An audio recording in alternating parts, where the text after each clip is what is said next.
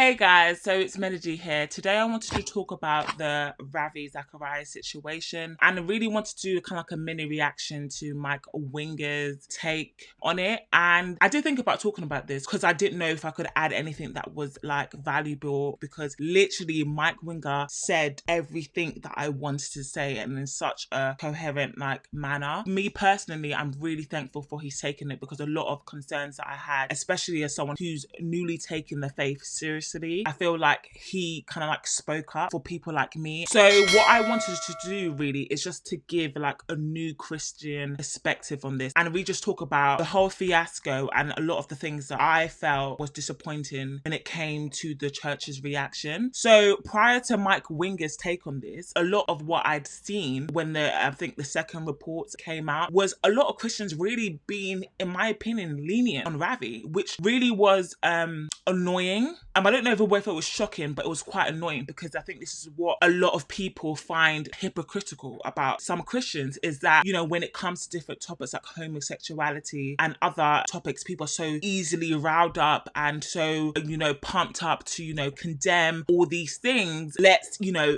exile someone from the church because they did this, you know, they were sleeping with someone. But a whole entire apologist has done a madness, and people are just using very kind of like lenient terms to describe the situation, and, you know, saying, you know, all of us fall, you know, this is a reminder. Like, I was very frustrated literally listening to a lot of people's takes on it, because I'm like, where is the rebuke? Where is the rebuke? And it really just, you know, for lack of a better word, pissed me off. I feel like sometimes some Christians pick and choose where to really, you know, give condemnation, and then, you know, things like this makes people like me, you know, not want to take a lot of people seriously. This builds a lot of frustration that can then affect the faith, because although the church is made of human beings and it's not God, a lot of the time it's so easy to like merge the two, and your anger for the church can then become anger from God, and it's so easy to do, and it's really something that a lot of new Christians like me have to, you know, keep an eye on. Yeah, so I was really disappointed about not the harsh rebuke, calling him what he is,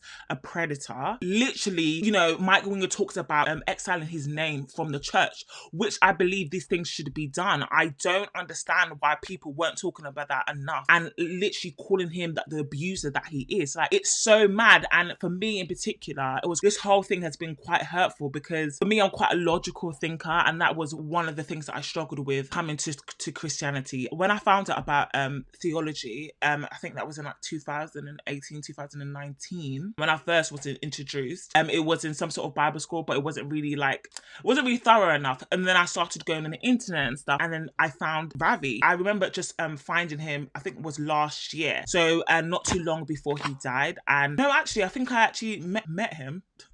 I didn't meet him, but I literally found out about him when he died, I believe. Because when he died, that's when it was like this big thing in the Christian community. And then I was like, oh, who is this person? And I looked into him, and I was like, oh my God, like, I was so happy that I'd found, you know, someone who really is like an avenger for Christ, and was given really kind of like logical take to Christianity. And I really loved it. It really helped me as someone who's a very logical thinker. So, you know, I would listen to a lot of what he says, and a lot of, I've forgotten now, the other guy who was who died of cancer, unfortunately, like I think in 2017.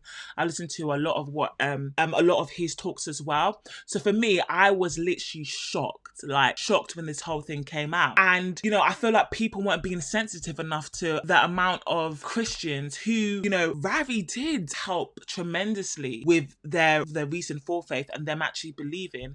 People weren't really speaking to how much that would affect people like me, and, you know, how shaky our faith can be. And like, people will just be like, well, if your faith is a man, it's always gonna fall. All of this, like, you know, flippant kind of like you know, dismissive way of speaking, instead of actually speaking to the situation and helping people come out of this kind of like dilemma in trying to understand how to salvage their faith with this blow. Because you're looking at it as in, I mean, this is supposed to be one of the biggest apologists, and clearly by his actions, he didn't even believe in what he was saying. So how can now I believe?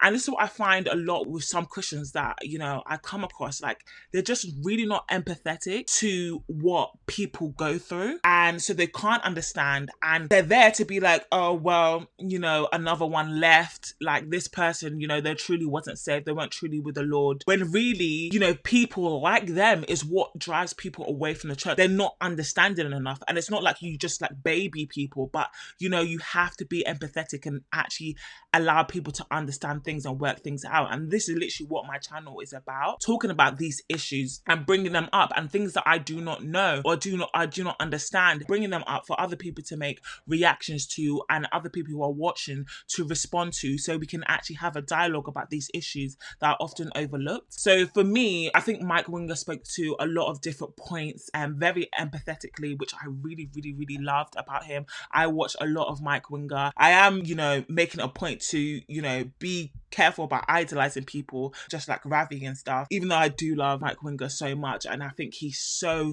essential for the Christian community and theology and actually understanding things. Yeah, I do want to make sure that I'm not idolizing him at the same time, but yeah, I thought his take was amazing. And what I really want to talk about in particular is when he was talking about what is churches going to do about this, what are the measures that people are going to take, pastors going to take, where things like this can't happen again. Let's take this seriously. I've heard calls for, well, this is why Christians need accountability. This is why pastors need accountability.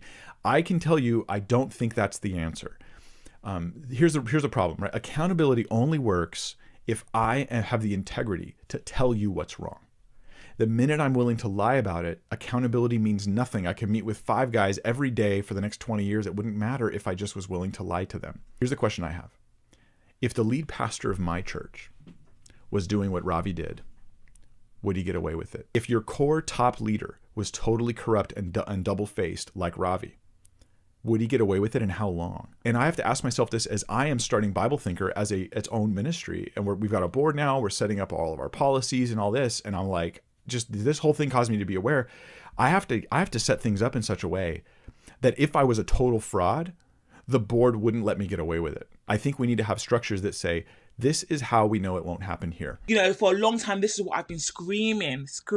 And, as a Christian, it's been such a frustration for me when it comes to Christianity. Why is there a lack of transparency with a lot of things? There needs to be some sort of procedure, some sort of structure that things like this cannot happen, especially with finances, because that's going to be another video to do with like tithing and stuff, and like talking about actual church hurt when it comes to tithing and stuff, because, people always want to be like, there's no perfect church. But things like this is why loads of people have problems with giving, with tithing and stuff like that, because there's a lack of transparency in a lot of churches and we don't know where things are going. So people like, Ravi can just be using it for his own sinful like ways, which is just very disturbing and very discouraging for new Christians like me, as well as other Christians. He did speak about how in his ministry, he wants to make things in a way that if he was doing a madness, it still could be uncovered. And I really do feel like this is something that all churches need to implement. I really do think there needs to be a renewal of churches as it is today, like especially charismatic churches,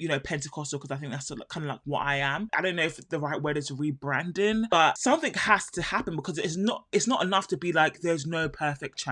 I really, really, really hate that term. There's no perfect church, because it's just like a dismissal of the responsibility or the role that the church has had in causing these negative actions. And I feel like the church needs to face up to it. And I feel like obviously the church is the body of Christ. People need to speak up. People need to make it a thing that, these things need to be implemented even in the smallest church, because people are getting away with a madness. As much as people want to be like, oh, pastors are there to bless people. There's some scriptures where, you have to tread carefully when it comes to like pastors and stuff. But, it is also a place of power and potential money. And that's like, the main 2 huge drivers for a lot of the worst type of, things that has happened in the world. So obviously it's going to attract loads of people who are fraudulent, just like Ravi, who are con artists. So there has to be things put into place. It's not enough to tell me that someone was ordained. Like, by who?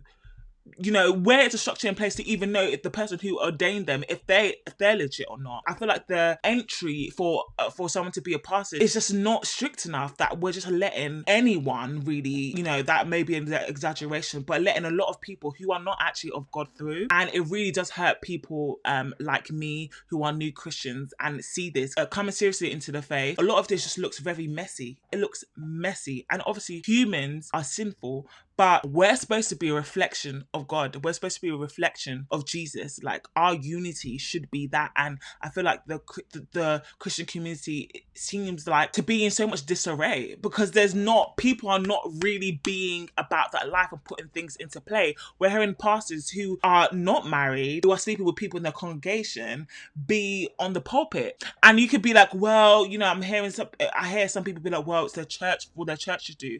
But for me, I just don't understand. I don't think that's good enough. I feel like if we're the body of Christ, we should all protect our faith. And that is, rebuking people and, disassociating them from the faith, because things like that can't be running. How are new Christians supposed to take Christianity serious when a lot of these things are just being allowed to happen, and then people are just picking and choosing what they want to condemn or judge? To me, it's just a bit ridiculous. So I don't know if this video was all over the place. I really hope not. But essentially what I was trying to drive home is that there needs to be measures that are taken whereby people who are pastors on a pastoral team, any of them, would be able, if they were doing anything dodgy, anything will be able to seep through as much as possible. And also for me, I really love the way Mike Winger spoke about accountability, because you hear that a lot. People are like, well, my pastor's accountable, he has a pastor. And I'm just like, it was a realist thing that he said. He was like, accountability only truly works when the person is sincere. Because if they're con artists, they can say whatever they want to say to the pastor above them, and what's up? Do you know what I mean? You're relying on that person to be truthful, when the whole point is that someone who is untruthful, that doesn't help as a church uncovering them at all. So for me, I really loved it when he said that there needs to be a system whereby that can't happen. And I don't know what that is right now, but I do believe it is on the church, it is on the pastoral team to actually think about these things and make sure that they have it implemented for each and every church, because I feel like that would be such a huge fundamental change in rebranding the church, and make people value local churches more and not see them as just buildings to just take money from you and to just judge you all willy-nilly. But yeah, I just want to end this video here because I don't want it to be talking like forever, but I hope you guys got some value from that and got some new insight into how people, especially new Christians, may be feeling when it comes to the Ravi Zacharias scandal. Also guys, if you have any takes on this as well, please leave it in the comment section below, and yeah, let's have a discussion below. Let me know what you think. Also guys, make sure you don't forget to subscribe and to also like this video for the YouTube algorithm, so more people can be involved in these discussions when it comes to Christians coming into the faith and what trials and tribulations that they may face that the church can address and make better. I'll see you in the next one. God bless.